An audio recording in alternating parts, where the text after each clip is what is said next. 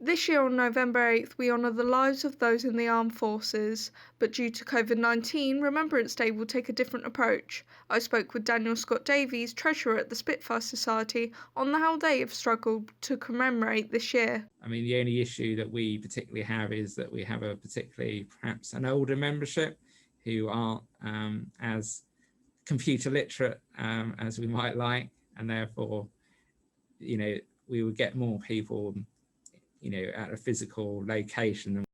The Royal British Legion has adapted this year's poppy appeal as many of the charity's volunteers are at risk and cannot help as they normally would, standing in high streets selling poppies.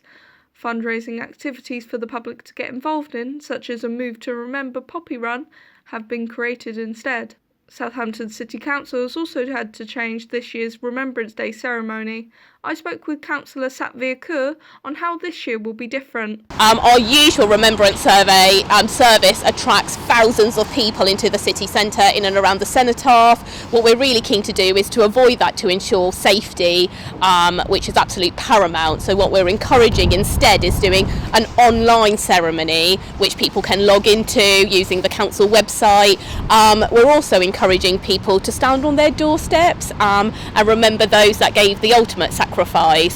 The council will commemorate Remembrance Day by illuminating the Guildhall red and making a new remembrance bench which will be unveiled at the Veracity Sports Ground in Itchen and Merrioak. The city is encouraging residents to visit war memorials across Southampton, like Hollybrook Cemetery and the Cenotaph, which is celebrating 100 years since its unveiling.